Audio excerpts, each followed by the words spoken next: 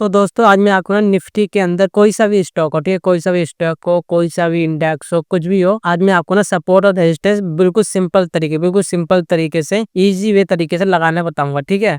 और आप देखना कि कितना सिंपल तरीके से यहाँ पर आपको दिखाई देगा कि मैंने कैसे आपको लगा दिया है, ठीक है। सपोर्ट और रेजिस्टेंस बिल्कुल परफेक्ट यहाँ पर सपोर्ट और रेजिस्टेंस लगा के दिखाऊंगा, तो आपको कोई कोई वीडियो देखनी। तो मैं यहाँ पर आपको निफ्टी चार्ट में दिखा दे रहा हूँ कि यहाँ पर कहाँ पर सपोर्ट आ सकता है, कहाँ पर रेजिस्टेंस आ सकता है। इन सबको हम भूल गए, ठीक है, इन सबको हम भूल गए। हमने यहाँ पर नंबर देखे, ठीक है, नंबर देखे तो यहाँ पर रेजिस्टेंस बड़ा कहाँ पर बना, जब मार्केट ऊपर जाएगा यहाँ से हमको कुछ नहीं मालूम, ठीक है। यहाँ से जब मार्केट ऊपर जाएगा तो रेजिस्टेंस यहाँ पर हमको कहाँ मिलेगा, ठीक है।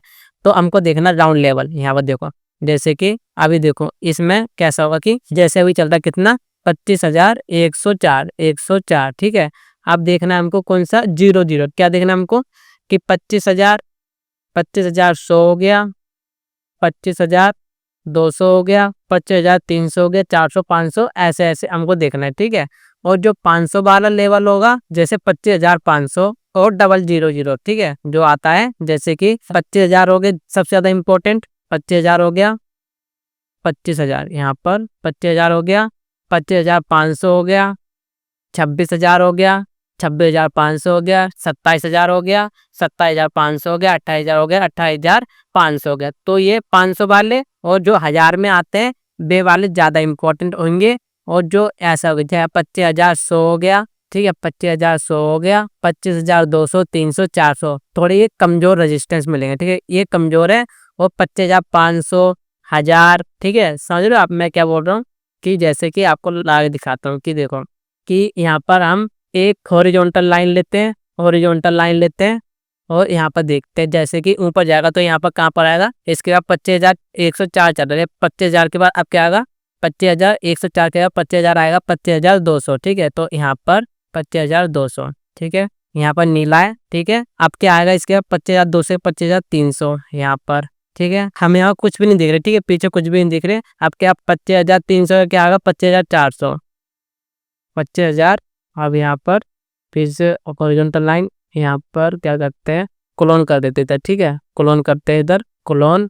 अब क्या होगा 25,200, 25,400 यहाँ पर, ठीक है, 25,400 यहाँ पर आ गया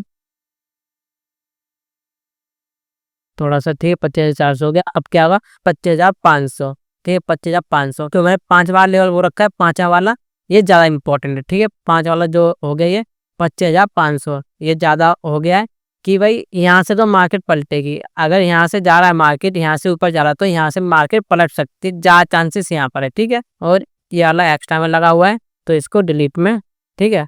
तो यहाँ पर इसको मैं करता हूँ एक बारी, तो इसको हो गया ग्रीन में, ठीक है। यहाँ पर क्या करते हैं, कलर कलर पे जाके यहाँ पर कर देते ग्रीन, ठीक है। अब ये 25,500 वाला ज़्यादा इंपॉर्टेंट है।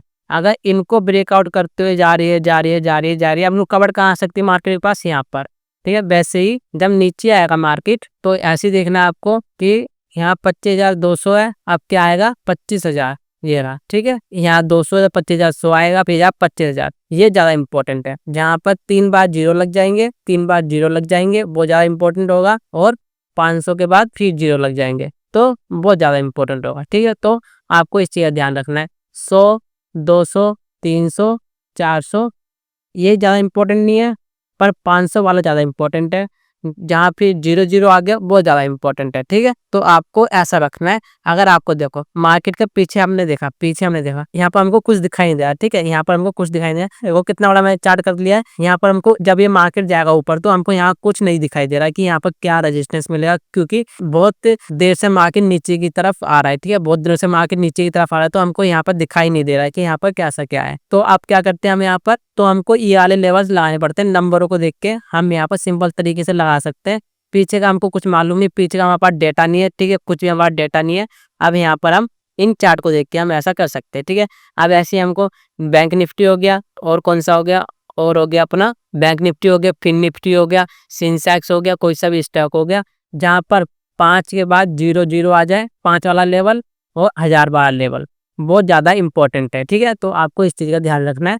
अगर आपको पास पीछे का डाटा नहीं है, अगर आपको पीछे का कुछ भी देखना नहीं आता तो ये वाला डाटा आपको काम में आएगा। ठीक है, तो आपको इस चीज़ का ध्यान रखना है। अगर मार्केट यहाँ से डायरेक्ट ऊपर जाती है तो डायरेक्ट नहीं जा सकती ऊपर। ठीक है, फिर नीचे आएगी, फिर ऊपर जाएगी, फिर यहाँ से नीचे आएगी, फिर ऊपर जाएगी, फिर नीचे आएगी, फिर यहाँ पर गया है आपसे, फिर वापस यहाँ से मार्केट नीचे आ जाएगा। समझ रहे हो आप? इन 2 लेवल को पार करते फिर वापस नीचे यहाँ से गिरेगा, क्योंकि मार्केट बार-बार ऊपर की तरफ जा रहा है, ऊपर की तरफ जा रहा है, ऊपर की तरफ आ रहा है। तो अब ये बड़ा लेवल आ चुका है, तो यहाँ से मार्केट पलटेगी ही। तो आपको इस चीज़ का ध्यान रखना है बहुत ही अच्छे तरीके से कि मार्केट कैसे वर्क करेगा।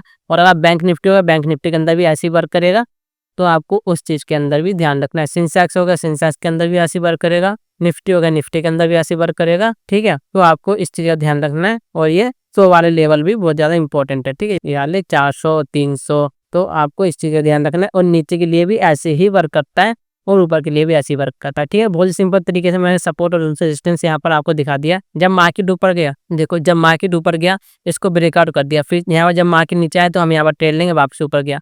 ठीक है, यहाँ ब्रेकआउट करा, फिर वापस नीचे आया तो हमने यहाँ पर ट्रेड ली, वापस ऊपर जाता है। तो हमको ऐसे वर्क करना है मार्केट के अंदर, और बहुत ही ईजी होता है मार्केट के अंदर। अगर आप मनी मैनेजमेंट करके रखते हो, मनी मैनेजमेंट, ठीक है, मनी मैनेजमेंट अगर आप करके रखते हो तो आपका अच्छा खासा प्रॉफिट हो सकता है, वरना कुछ प्रॉफिट नहीं होगा ऑप्शन ट्रेडिंग के अंदर जब तक आपका मनी मैनेजमेंट ठीक नहीं। कुछ भी आप कर रहे हो, ठीक है, चाहे आप स्टॉक मार्केट के अंदर हो, चाहे आप क्रिप्टो के अंदर हो, मनी मैनेजमेंट सबसे इंपॉर्टेंट है। अगर वो आपका ठीक नहीं है तो कुछ भी नहीं हो सकता। तो आपको ऐसे ही वर्क करना है।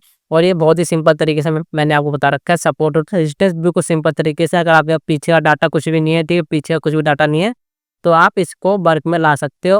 और 500 वाला लेवल तो हमेशा वर्क करेगा। ठीक है, 500 वाला लेवल और 0 वाला लेवल हमेशा वर्क करता है, बहुत सबसे ज़्यादा इंपॉर्टेंट होता है। तो उस चीज़ से आपको बच के रहना हमेशा।